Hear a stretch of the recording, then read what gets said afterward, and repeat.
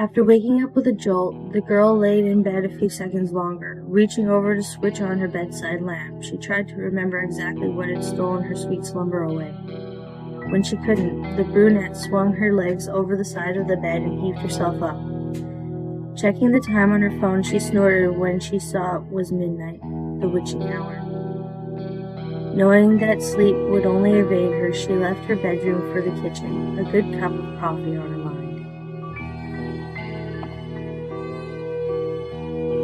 As she passed by her front door, a chill spread like liquid fire down her spine. It's only winter, she told herself, focusing again on the coffee plan. Measuring out scoops, water, and preparing her cup kept her occupied. But as the dark liquid boiled, she had nothing left to keep her mind from wandering off. The chill returned, and she couldn't help but glance behind her to the front door. It stood there innocently enough, just like always. The deadbolt was still in place, and she could see nothing amiss with it. Turning back to her coffee, she did her best to forget about the feeling. With her cup in hand, she started back toward her bedroom. As she walked in the front door, she decided that a quick glance out of the peephole would help calm her restless mind. The chill worsened with each step she took toward the door and further away from the safety and warmth of her blankets.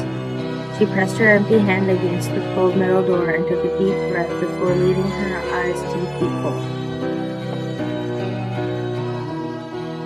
At first she could only see an inky blackness and somehow seemed to swirl in itself. Then she blinked in surprise. The void melted away. She wished it hadn't. In its place there stood what she could only guess was once a man. The limbs were long and inhumanly awkward, with bulky joints branching off into several arms, not unlike the branches of a tree. The creature was draped in a black suit, somehow making the thing more nightmarish to her. The icing on the proverbial cake, however, was what passed as the hellish thing's face. It was as though her mind blurred the ghastly visage to spare itself further shock and horror.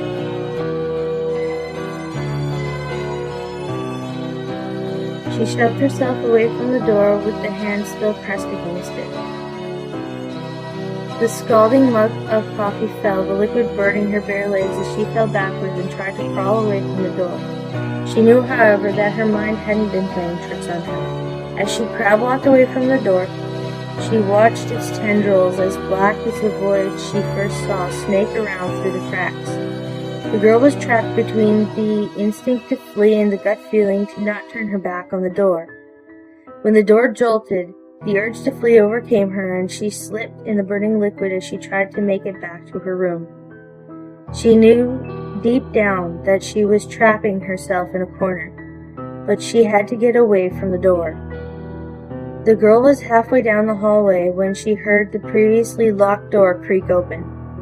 She screamed and slipped into a wall, cracking her chin on it and stunning her. After that, there was only blackness. Nicole? A warm male voice snapped the woman out of her trance. As she turned around, she was met by one of her sister's doctors. She nodded, not sure if she would say anything, or even if she could find her voice if she did have something to say.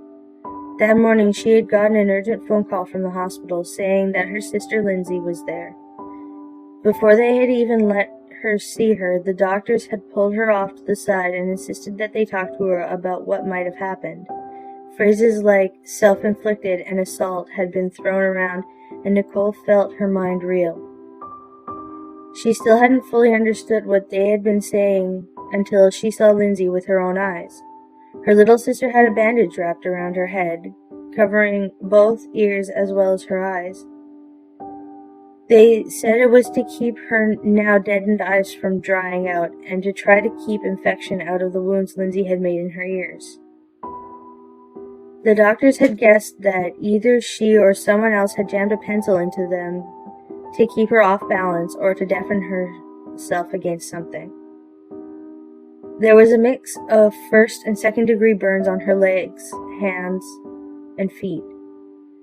From what was assumed to be the coffee her neighbors found spilled all over the entry to her apartment. As Nicole walked into her sister's hospital room the first time, she thought she had spied the silhouette of a man in the window.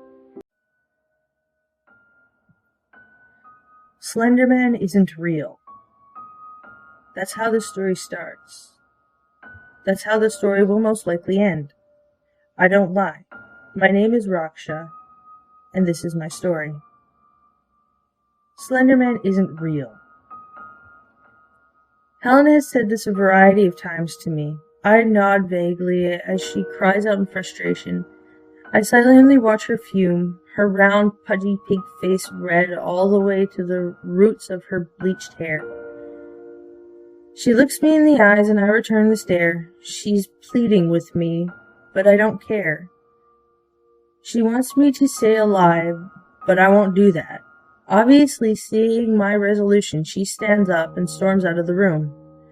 I hear her screaming at my fiancé that she couldn't help me, that I was a lost cause that should be abandoned. Reaching for my untouched coffee that lay on the side table aside the couch I lounged on, I stir in some of the provided sugar and wait for Jur to come and get me. When he does, his eyes show exhaustion. A stab of sympathy hits me. That's all from my yelling at night, hardening up quickly. I give him one of my legendary cold shoulders. I told him he could leave me. He refused, therefore his well-being was no concern of mine. He seated himself beside me on the psychiatrist's couch. Why? Why won't you admit Slenderman isn't real? What could you possibly gain by keeping up this charade? I scoffed at him and his weakness. Was he really expecting me to soften up, lie, and tell him I would stop playing a game that doesn't exist? If I would play such a useless game, he knows I don't play in something that doesn't benefit me in return. He didn't say a word as he got up from the couch, but just as he was about to walk out the door, he said it. I'm calling it off. Our engagement, our relationship, everything. I'll file all the paperwork and set it for you to sign. I'll tell your family. You just keep obsessing over things that aren't there. And with that, I lost Jer forever. I didn't care. He didn't believe me. No, he didn't want to believe me. All because of his fear. I couldn't spend the rest of my life with someone that weak anyhow.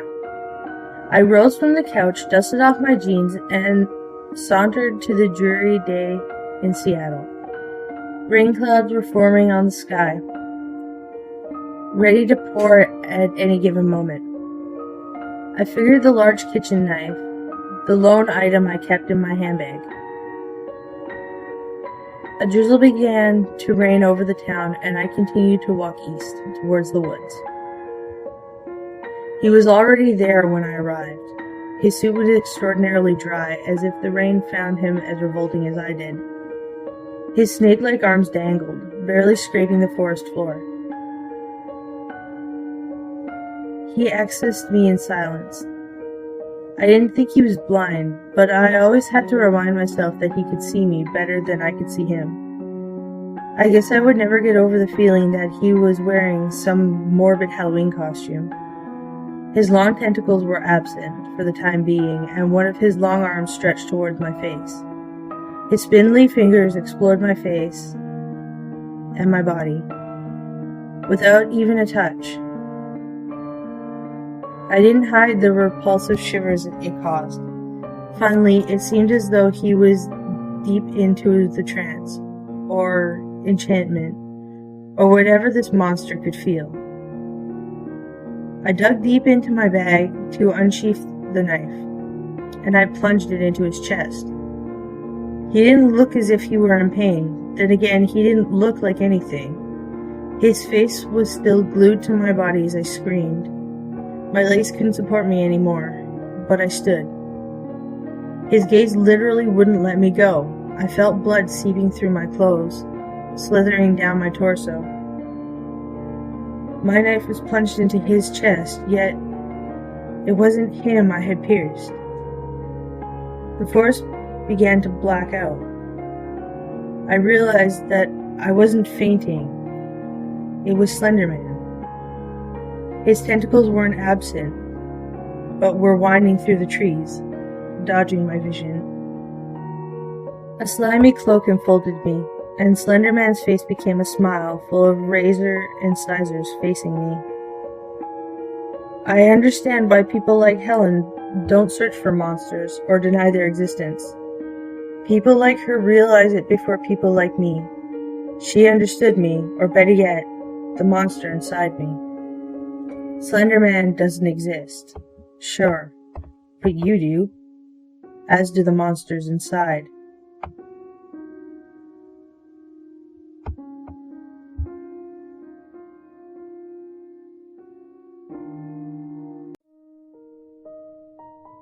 Upon the cloudy night he did come, the slender man hunts for his prey. Alone a walker roams the forest he does, and without seconds gone they are away.